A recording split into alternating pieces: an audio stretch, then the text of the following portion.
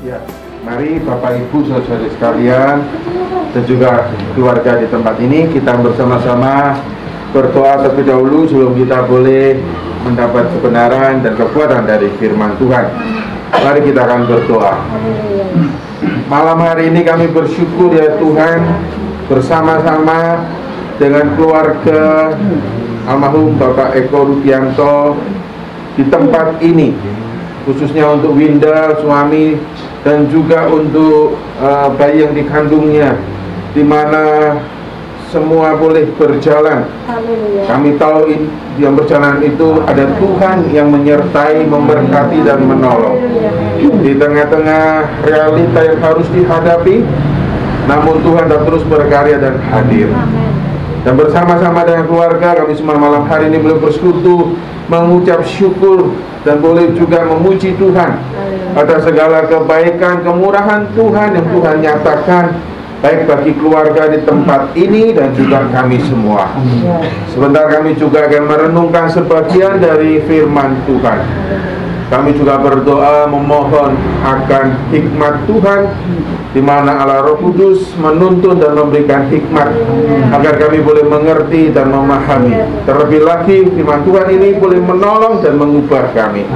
Terpujilah namamu Bapa di dalam Kristus Yesus Tuhan.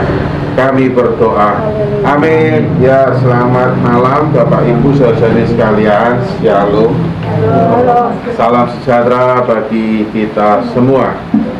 Malam hari ini izinkan saya ingin membagikan satu ayat firman Tuhan terambil dari Markus pasal yang pertama.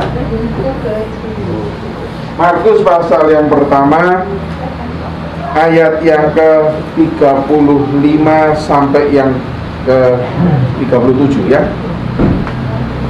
Penekanannya di ayat yang ke-35.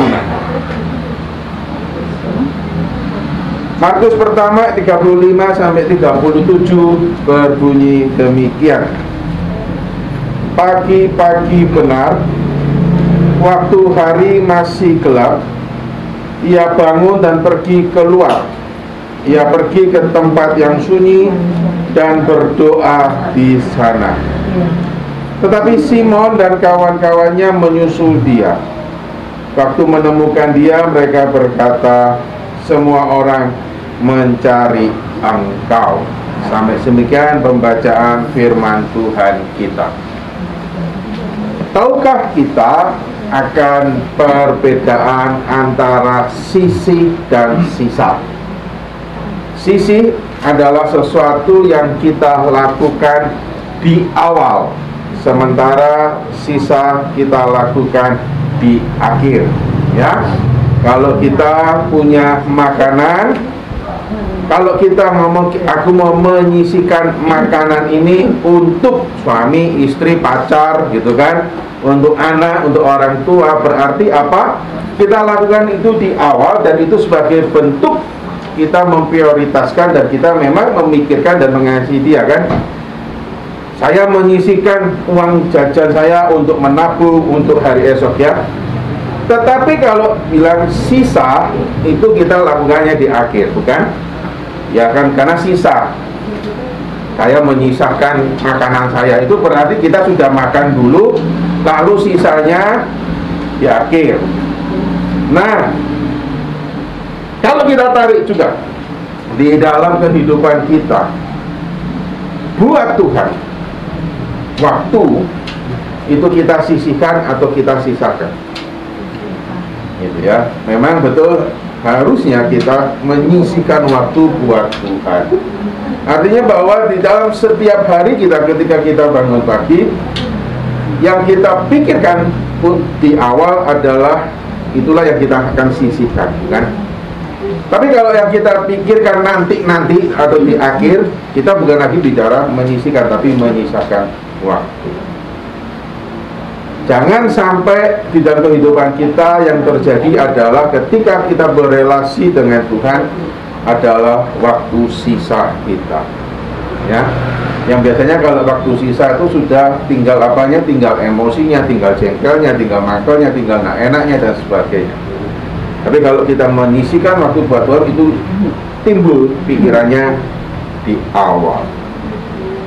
Kita belajar dari Tuhan Yesus, ayat yang tadi kita baca bersama-sama, Bapak Ibu saudari sekalian. Di pagi-pagi benar, waktu hari masih gelap, ya, anggap aja perkiraannya jam 4 pagi, jam setengah 5 pagi, ya. Artinya apa? Sebetulnya bukan bicara, oh berarti harus pagi hari. Tetapi ketika Tuhan Yesus akan memulai hari itu, pertama yang dia lakukan, hal pertama yang dia lakukan, tidak ditulis pagi-pagi benar, dia mengupdate statusnya di Instastory. Kalau Tuhan Yesus zaman sekarang, enggak kan? Di pagi-pagi benar dia tidak bangun lalu melihat, kalau kemarin namanya Shopee 99, ya. Saya kemarin karena tidak bisa tidur, saudara, mungkin karena terlalu banyak minum kopi atau gimana, tidak tahu. Jadi pada waktu jam 0.00 itu kan rame katanya, gitu ya, karena 99 gitu kan.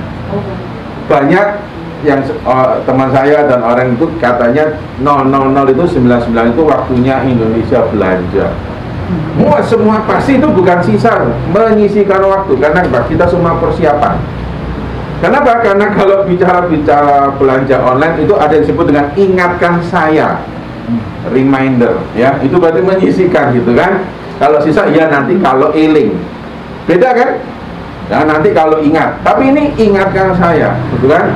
Ketika jam 0.00, wah langsung semua menyerbu yang katanya handphone dari harga 20 juta tinggal 1.000 rupiah, yang kadang-kadang kita tahu itu juga 1000% masuk akal, gitu ya.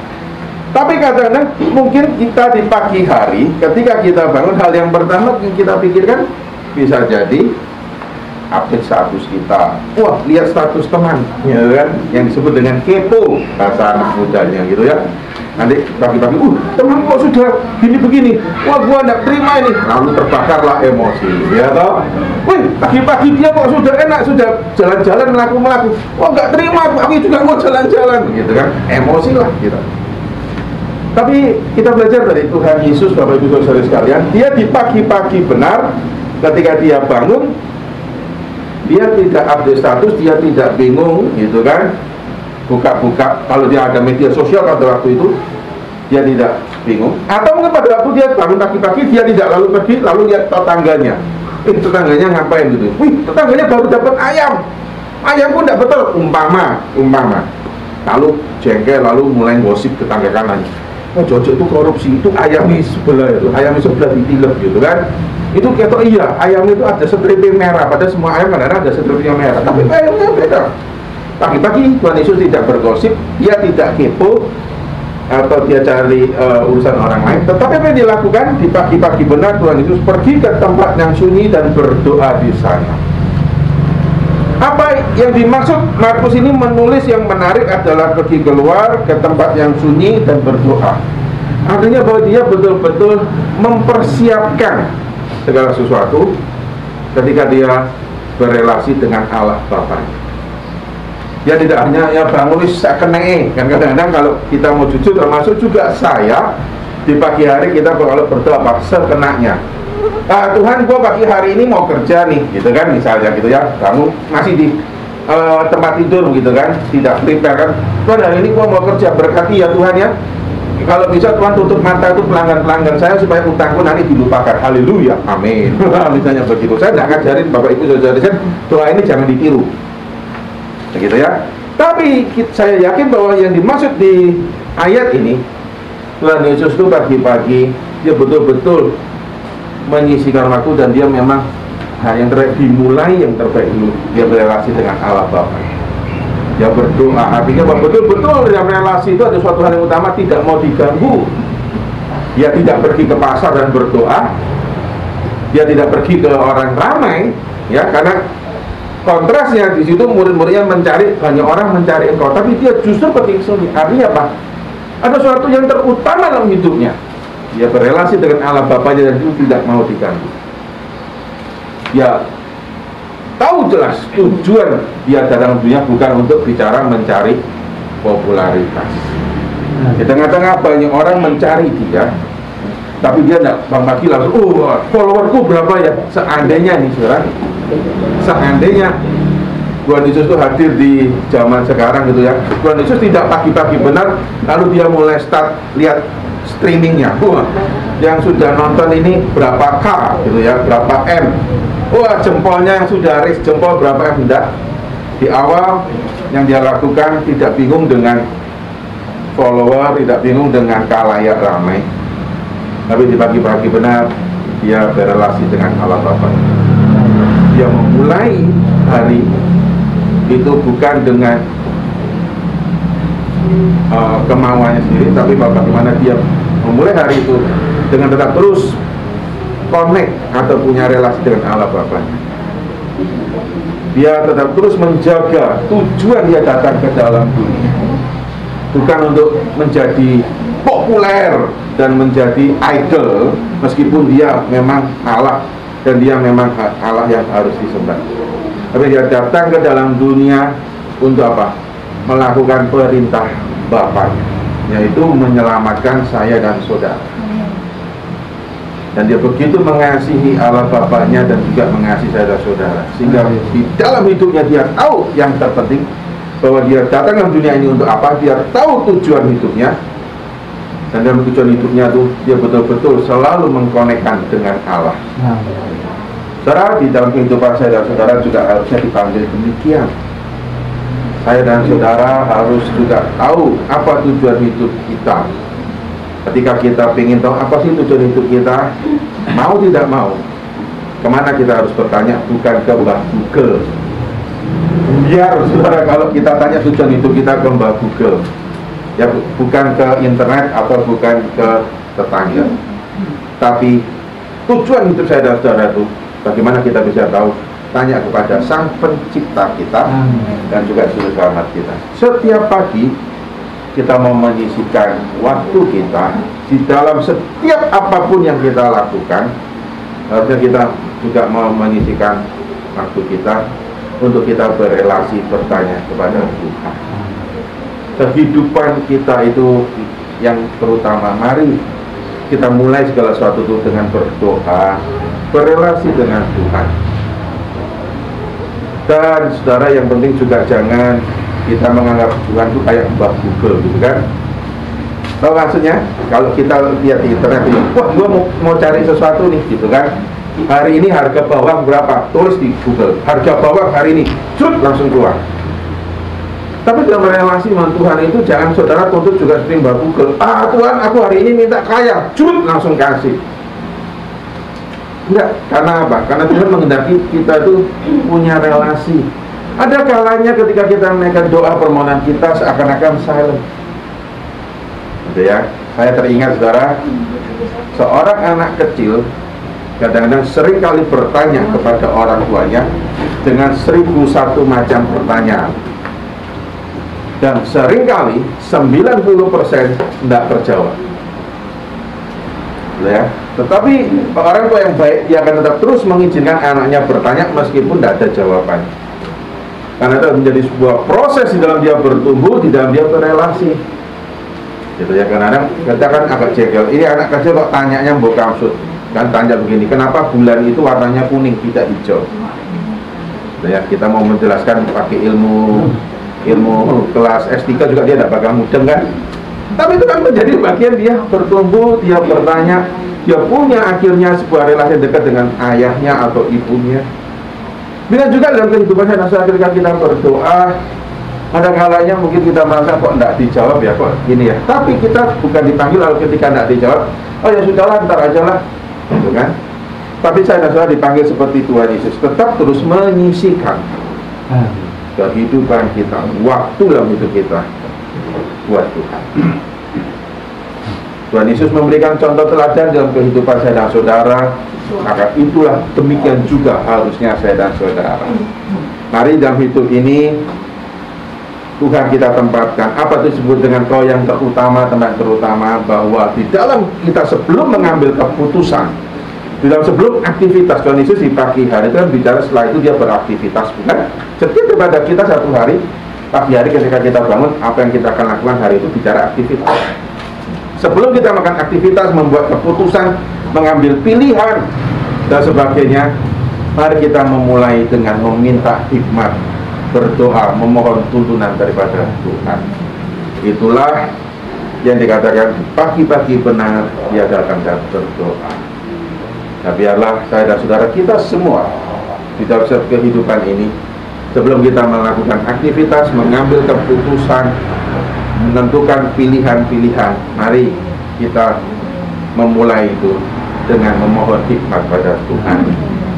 Mungkin hari itu kayaknya kita aduh kok tidak terjawab ya, tetapi kita harus lakukan itu. Kita lakukan itu menjadi sesuatu dalam kutip habit, begitu ya. Seperti orang ketika berolahraga. Hari itu kalau kita belum pernah olahraga sekali, hasilnya tidak akan nampak. Yang ada apa? Kemengkabe, yang disebut dengan jarum. Tapi kalau saudara berhenti, besok tidak dilanjutkan, ya tidak akan ada pengaruhnya, bukan? Tapi kalau itu jarum terus kita latihan terus lama-lama, kegiatan olahraga yang dilakukan 1 hari, 2 hari, 3 hari terus itu menjadi sebuah akumulasi, akhirnya tubuh kita akan sehat. Dalam kehidupan saya dan saya juga harusnya demikian. Dalam kehidupan mungkin hari itu belum terjawab, tapi di dalam setiap hari ketika kita membina itu, hari demi hari itu terakumulasi menjadi sebuah yang disebut dengan spiritual journey, perjalanan kehidupan kita dengan Tuhan di dalam kehidupan ini. Dan itu semakin hari kehidupan spiritual kita semakin bertumbuh, mirip seperti otot kita yang kita latih. Ototnya ada kan, kita latih, akhirnya kita bisa terbentuk. Maka instan itu bukan kehendak Tuhan. Tuhan menghadapi suatu relasi kontinu yang dibangun. Karena instan itu sesungguhnya juga tidak baik. Di dalam kita berelasi, menyisihkan waktu dengan Tuhan, kita harus lakukan itu secara rutin, kontinu, dan itu menjadi suatu bagian yang kita sukai. Karena kita lakukan itu di awal, karena kita menyisihkan waktu buat Tuhan. Nah, Tuhan menolong kita semua. Mari kita akan berdoa. Malam hari ini biarlah kami boleh belajar Tuhan di dalam hidup kami, waktu kesempatan yang Tuhan berikan sebelum kami menentukan pilihan, membuat keputusan dan beraktivitas. Kami mau belajar memulai itu dengan meminta hikmat, berelasi dengan Tuhan. Kami belajar untuk menyisihkan waktu buat Tuhan, bukan waktu sisa kami, tetapi waktu yang dimana yang paling penting kami mau sisihkan buat Engkau. Terpujilah namamu Bapa, di dalam Kristus Yesus Tuhan kami berdoa. Amin.